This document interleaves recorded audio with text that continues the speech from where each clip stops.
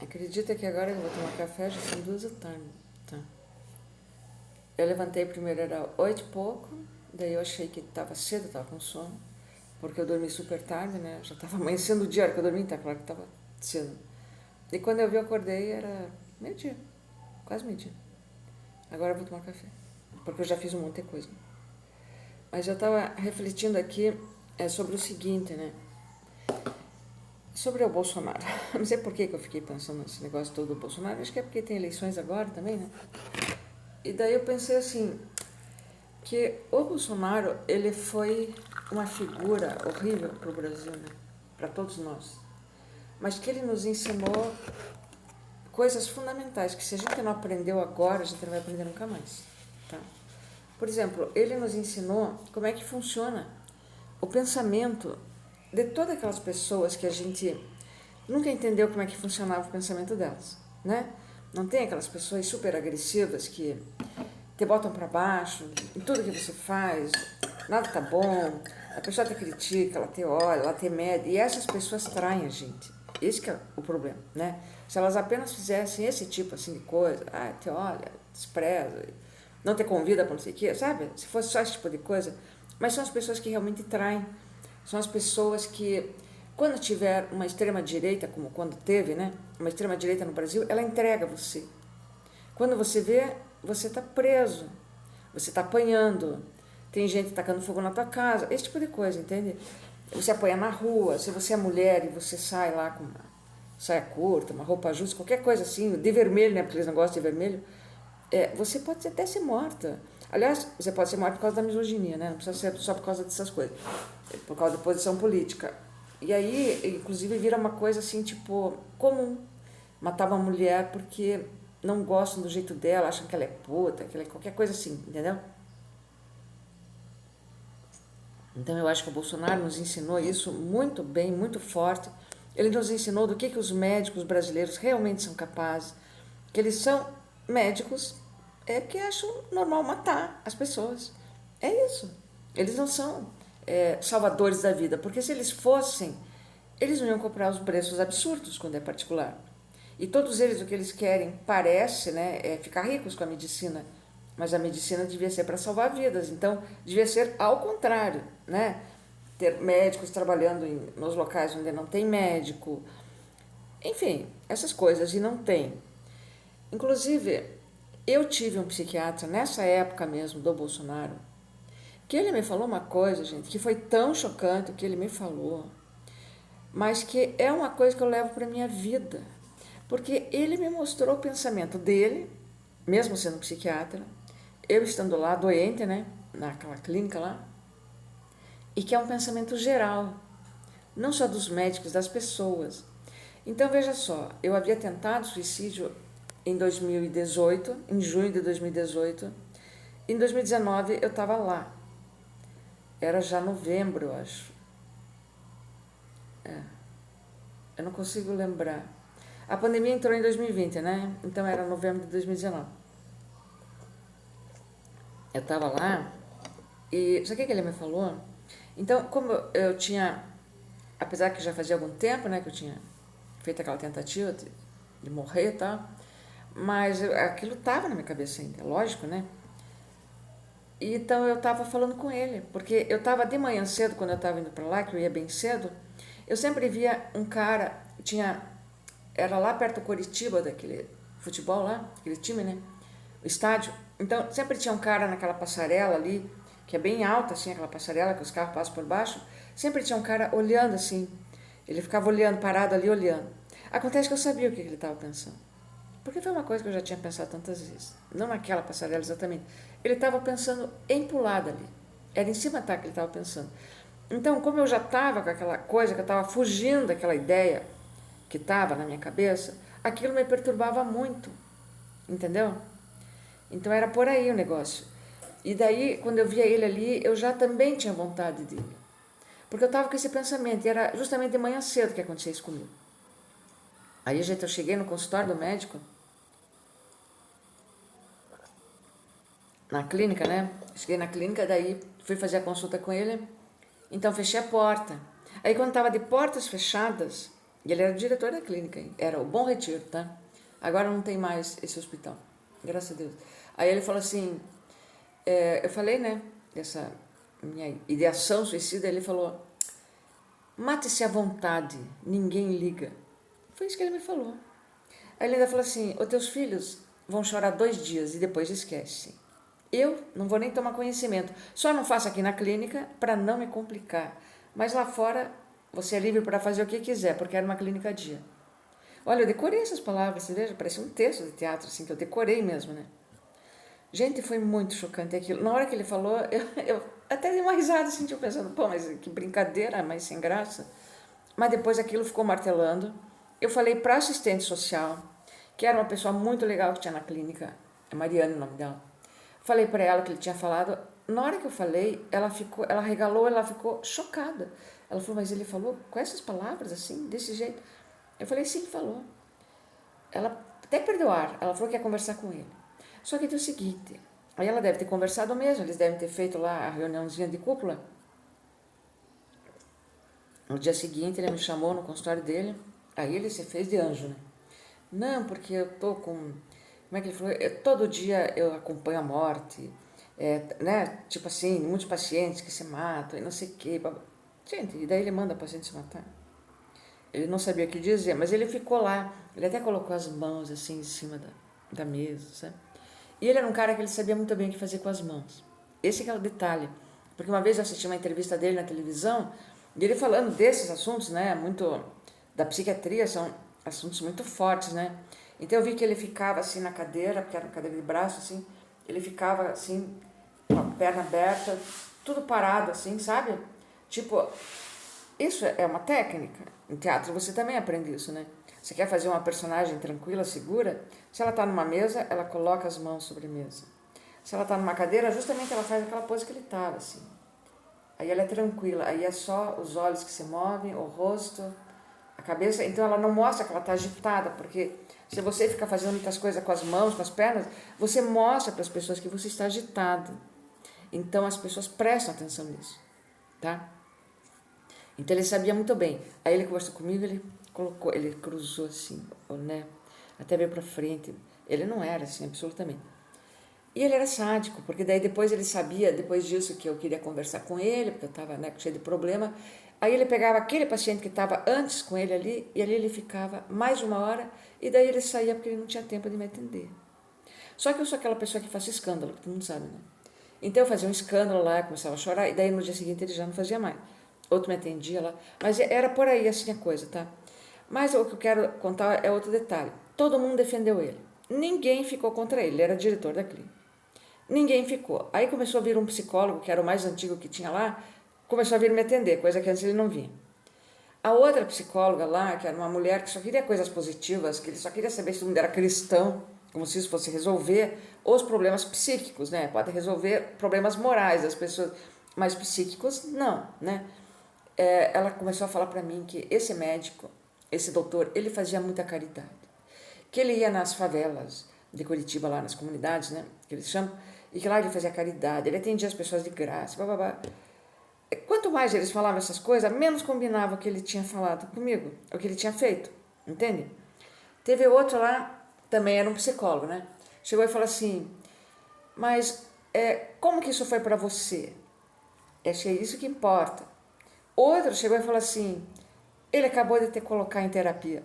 Foi isso que ele falou. Vocês entendem tudo que cada um tinha, porque os psicólogos têm sempre alguma coisa para falar, né? Esse que falou que agora te colocou em terapia no psicanalista. Mas não ali na clínica. Na clínica ele era só psicólogo, né? Psicanalista ele era lá no particular. Porque para você fazer psicanálise, gente, você tem que ter esse. E é o que resolve a cabeça das pessoas, né? Então, no final, quando eu saí de lá, aí que tá. Aí entrou a pandemia. Aí todo mundo teve que ir para as suas casas, ficar trancado lá, ninguém mais estava se tratando, né? Aí, de repente, não tinha ainda vacina. Resolveram retomar o tratamento, mas muito devagar. Então, tipo assim, não era mais todo mundo junto, porque era muita gente, era poucas pessoas iam um dia, no outro dia mais um pouco, sabe? Era assim. E as pessoas estavam tendo a oportunidade de 1 vez por semana. Tinha gente que estava tendo essa oportunidade. Eu não tinha carro, Eu não podia ficar pagando táxi, né? Porque os ônibus era longe, lotados, e o risco da Covid. Mesmo o táxi estava lotado. Na verdade, eu não ia pegar táxi, eu ia pegar um Uber com um sobrinho meu que na época fazia Uber. Ele nem mora mais no Brasil. Então nele eu confiava mais, mas sempre de máscara, né? E eles não me deixaram fazer isso. Eles queriam que eu fosse pelo menos 2 vezes por semana. Pelo menos. E daí não dava mesmo para pagar o tal do Uber. Porque eu tinha que pagar para ele, lógico, ele não era meu motorista particular. Enfim, daí não ia dar para eu ir. Então eles fizeram isso para eu não poder ir. Mas eu conversei com outros pacientes, os outros estavam indo 1 vez por semana. Eles estavam já me mandando embora porque o médico falou aquilo para mim. Porque daí eu me tornei uma pessoa que eles não queriam que eu estivesse lá. Eles não sabiam como me tirar de lá, porque eu não fiz nada. Mas então eles aproveitaram esse lance da pandemia. Porque eu soube esse lance do médico. Porque burra eu não sou. E todo mundo sabe que eu não sou burra, tá? Por mais que as pessoas façam de conta que eu não sabem, elas sabem que quando elas fazem uma cagada dessa, eu sei que elas fizeram. Né? Até porque eu falo mesmo. Aí veio essa assistente social, me chamou um dia lá, veio ela, aquela moça boazinha, toda, né? Ela me dispensou. E ela não quis saber dos meus argumentos. O médico não me atendeu. Ela foi lá falar com o médico, trouxe o laudo lá para eu sair. Sabe? Eu gravei aquela conversa, só que não aconteceu nada demais naquela conversa. Depois também eu joguei fora porque ficou muito longo o troço, tá? E não vou fazer nada com aquilo também, até porque o hospital já era, né? Mas foi esse mesmo hospital que depois, na pandemia mesmo, eu tive que ficar lá. Eu ia ficar só 4 dias lá para conseguir um afastamento, um laudo, para eu me aposentar, porque eu estava nesse nível da aposentadoria mesmo, né? E daí lá eles me fizeram ficar mais de 17 dias, queriam que ficasse 1 mês. Me deixaram em cárcere privado, sem comunicação com minha família. Gente, foi tanta agressão que até amarrada eu fui lá naquela clínica, porque eu chamei polícia no telefone público.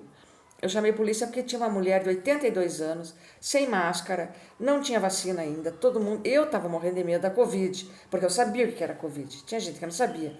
A maior parte dos pacientes não sabia. Mas aquela mulher começou a gritar um dia lá que ela estava morrendo de dor e ninguém atendia ela. Sabe? Fora que as filhas dela iam lá, entravam tudo sem máscara, não tinha controle nenhum. Se fosse para passar a tal da Covid, para as pessoas iam passar mesmo. Tinha uma outra mulher lá que era bem gorda, ela era bem obesa mesmo, e ela tinha asma além de tudo. Ela não conseguia nem respirar e eles não chamavam médico, não levavam num hospital, sabe? Porque eles não tinham médico lá. Esse que era o lance, né? Eles estavam funcionando, eu acho que era até de forma irregular, porque era pandemia, não podia fazer isso. Ainda mais com pacientes psiquiátricos, eles não têm controle. Tipo, de ficar de máscara, essas coisas, não tem. Sabe? Não podia deixar álcool gel ali, por quê? Porque as pessoas, muitos ali eram viciados em álcool, e daí não podia. Entende como estava complicado o negócio? Aí eu chamei a polícia mesmo. Gente, claro que a polícia não veio, né? A polícia pegou, ligou para o hospital, e eles falaram, porque tá doente, porque não sei o quê. Tá bom, sei o que fizeram? Me amarraram. Aí estou falando a mesma clínica do médico que falou que eu podia me matar à vontade, tá?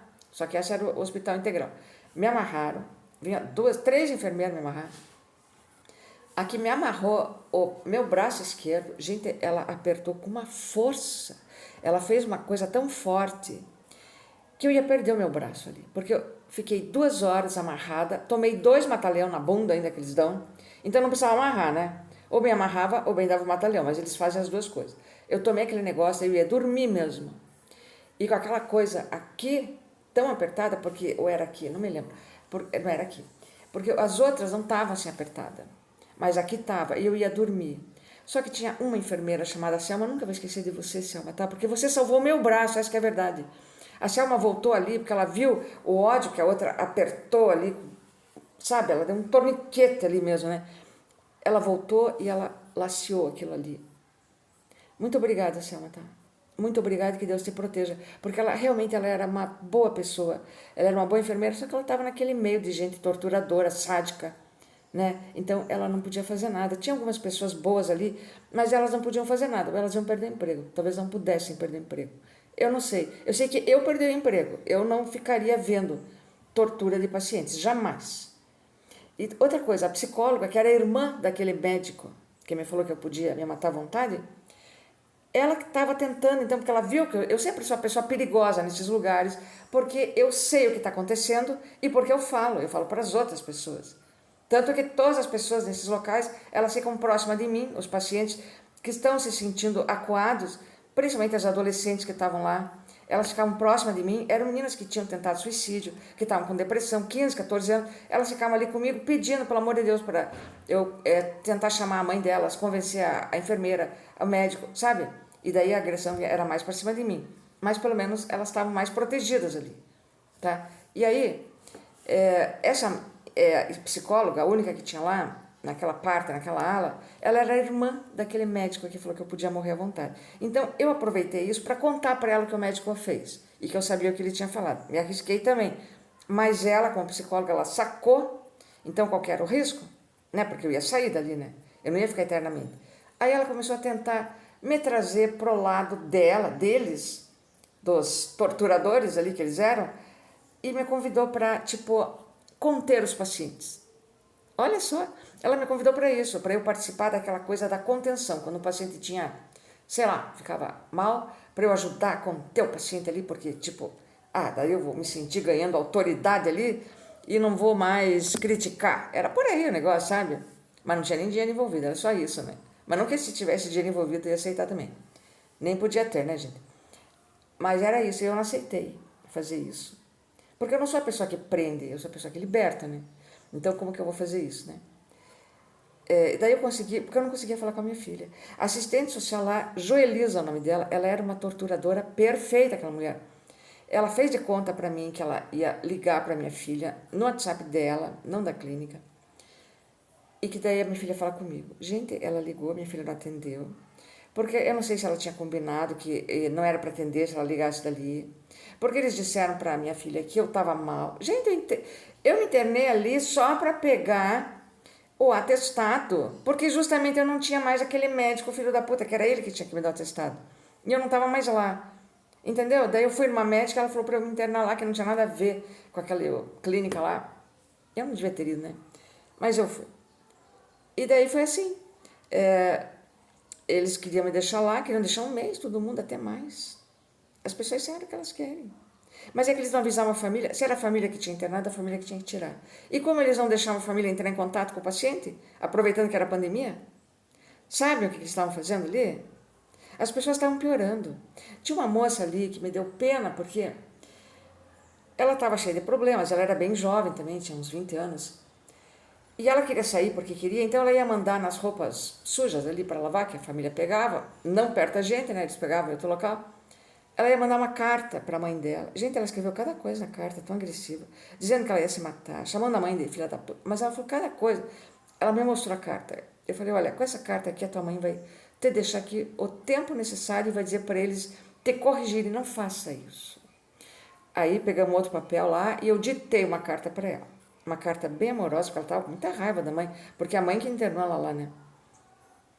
Eu escrevi ditei uma carta bem amorosa para ela, e que ela estava com saudade, um monte de coisa assim. Não é que no dia seguinte a mãe dela veio buscar mesmo. Veio buscar. Porque era naquele dia que ia a carta, né? Agora, eu não conseguia falar com a minha filha. Até que um belo dia, porque eu não tinha nem memória do telefone dela, não lembrava qual era o telefone. Eu tinha ligado uma vez e depois tinha me bloqueado, porque eles falavam lá mesmo. Eu vi até essa Joelisa falando com a mãe de um dos pacientes, era um cara, de outra ela falando que ele estava mal, que não era para ele vir. Eu peguei e contei pro cara. O cara era desse tamanho, de fortão, assim. Mas eu fiz questão, cheguei lá e contei para ele. Que ele estava falando, né, que a família não ia buscar. Eu falei, essa mulher fez isso aqui. Se ele bateu nela, se ele arrebentou ela, eu não sei. Eu acho que não, né? Mas, entende? Contei mesmo, porque merece. Aquela mulher merecia. Ela fazia umas fosquinhas assim pra gente, sabe? De sadismo, gente. Eles são sádicos. A outra enfermeira que me chamou segurança para eu tomar um remédio que não estava prescrito para mim. Para que eu vou tomar um remédio que não é prescrito? Porque eles não têm outro remédio. Eu não estou vendo se o remédio é similar àquele ou não é, e não era. Eu não falei que eu não ia tomar. Mas você é obrigado a tomar remédio naquele lugar. Ela chamou o segurança do hospital, outro cara desse tamanho assim. O cara só chegou, ele só parou no balcão e ficou me olhando assim. E todo mundo olhando, porque os pacientes estavam tudo de cabeça feita ali. Era tudo um contra o outro, um era a polícia do outro, entendeu? Isso não acontecia antes, mas ali na pandemia estava acontecendo. Aí o cara me olhando assim, aí eu falei, eu vou tomar o remédio, né? Vou esperar esse cara me dar uma chave de braço, me quebrar a minha espinha, não meu braço, a minha espinha, não vou fazer isso. Eu peguei, tomei o remédio. Só que naquela noite eu peguei minha chave, eu me cortei inteirinha, nunca tinha feito isso na vida, tá? E nunca voltei a fazer também. Me cortei inteira, de tanto ódio que eu fiquei. Peguei pasta de dente que eu tinha e eu escrevi na janela, socorro. Nossa, escrevi cada coisa. Você sabe que eles limparam de madrugada aquela janela, sem me acordar, sem nada. Limparam bem devagar. No dia seguinte de manhã eu escrevi de volta. Aí veio outra mulher lá, limpou também, não falou nada. Gente, eu estava fazendo coisa lá como se fosse uma criança, mas é que estava horrível aquele local, sabe? Estava horrível o local. Porque era pandemia, porque os pacientes, eles não têm cuidado com o negócio de vírus. As meninas lá, elas se sentiam, as mulheres, né, que tinham mais problemas, elas se sentiam ofendidas, porque você não queria ficar perto delas por causa da pandemia, e elas ficavam ofendidas. Então, estava tendo muito problema, era por essa razão. E era proibido falar a palavra coronavírus na clínica. Quando uma das meninas começou a ficar com tosse, sei lá, ela falou, eu acho que eu tô com Covid, tô com coronavírus. Gente, foi uma comoção, porque estava um médico lá, um clínico que chegou, e ele falou que era proibido falar aquela palavra, ainda falou assim, chamou eu, porque chamavam eu. Chamou eu no negócio deles lá, e falou que era proibido falar aquela palavra, que era eu que estava falando a palavra. Olha, sabe o que o Pazuello tinha feito naquela época? Ele tinha feito um cartaz ali da Covid, ele tinha falado várias coisas, mas ele não falava da máscara ali no papel, não falava, sabe, desse cuidado, dessa aproximação. E a gente comia no refeitório uma mesa pequena, menor que essa que eu tô, ou era do tamanho dessa aqui, com 6 pessoas, assim, 3 aqui, 3 aqui. Vocês entendem tudo o que estava acontecendo lá? Se não era para você ficar louco lá dentro?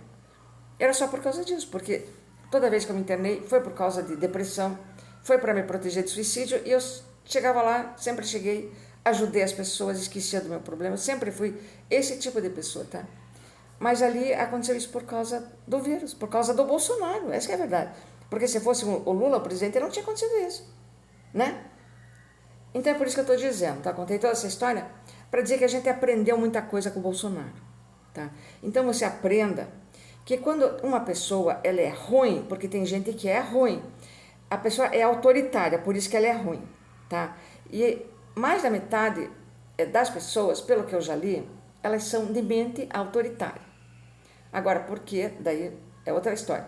Mas elas são de mente autoritária. Mentes democráticas são poucas, tá? São as pessoas mais libertárias. E essas pessoas de mente autoritária, elas ferram com você. Elas ferram mesmo. Então, você não acredite. Uma pessoa que é ruim uma vez com você, ela vai ser outra. Porque fazer uma cagada, porque a pessoa não prestou atenção no troço, é uma coisa. Agora, ser cruel é outra. Isso é uma coisa deliberada. Então, você não acredita na pessoa cruel. E você, por favor, não vote em gente que é da extrema direita. Nem mesmo da direita você vote. Sabe por quê? Porque uma pessoa que é de direita, no mundo que a gente vive, significa que ela só está pensando nela, na classe social dela. Ela não está pensando nas outras pessoas. E se ela não pensa nessas outras pessoas, significa que essas outras pessoas não têm importância, que morram, justamente. É sobre isso. E o nazismo é isso. É achar que algumas pessoas, a maioria talvez, tem que morrer para dar chance de uma vida boa, ampla, magnífica, para outras pessoas que teriam mais direito de sobreviver. Tudo isso é racismo. Pessoas autoritárias sempre serão racistas, porque nazismo é racismo, bolsonarismo é nazismo. Vocês entendem? É por aí a coisa. E mentes autoritárias sempre serão bolsonaristas no Brasil, serão a favor da ditadura, serão a favor de tortura. Então é isso. É por isso que a gente tem que escolher bem as pessoas com quem a gente anda na vida da gente, em quem a gente vota, porque elas que vão decidir, inclusive se você vai viver ou morrer, que foi que o Bolsonaro decidiu, que a gente ia morrer, porque ele não queria comprar vacina, porque ele queria fazer a corrupção com a vacina, com aquela Covaxin lá, que não deu certo, era isso que ele queria, e é por isso que tanta gente morreu no Brasil.